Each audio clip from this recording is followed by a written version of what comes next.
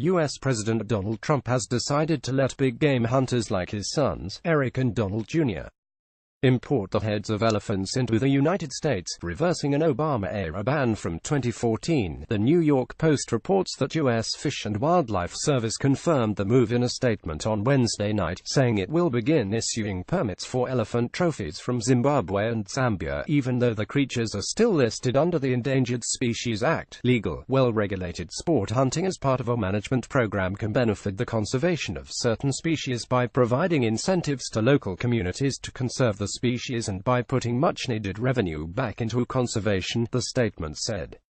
Officials in Africa reportedly announced the policy change at the Wildlife Forum this week, hosted by the Safari Club International Foundation, which is a hunting advocacy group.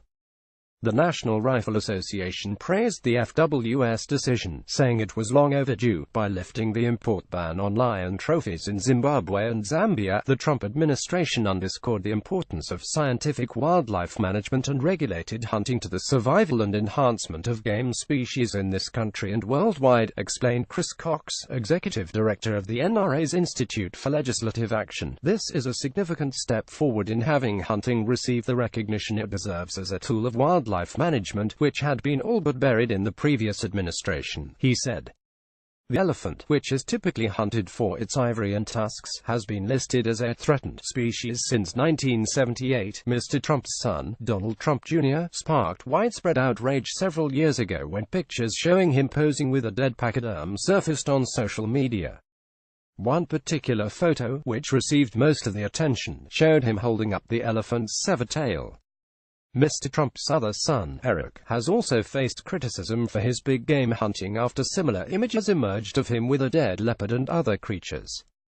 While much of Africa's wildlife is endangered due to poachers, savanna elephants may be the most threatened.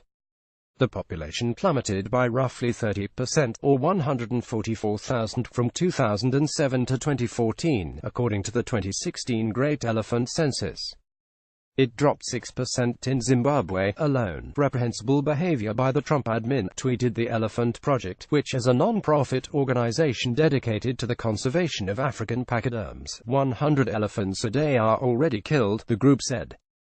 This will lead to more poaching. Wayne Pachel, president and CEO of the Humane Society of the United States, also blasted the Trump administration for the policy change in a blog post, calling it jarring. He specifically mentioned the widely reported death of Cecil the lion, who was shot dead in Zimbabwe by a dentist 2 years ago. Zimbabwe's elephant population has declined 6% since 2001, and evidence shows that poaching has increased in areas where trophy hunting is permitted. Mr. Pachel said. Remember, it was Zimbabwe where Walter Palmer shot Cecil, one of the most beloved and well-studied African lions, who was lured out of a national park for the killing.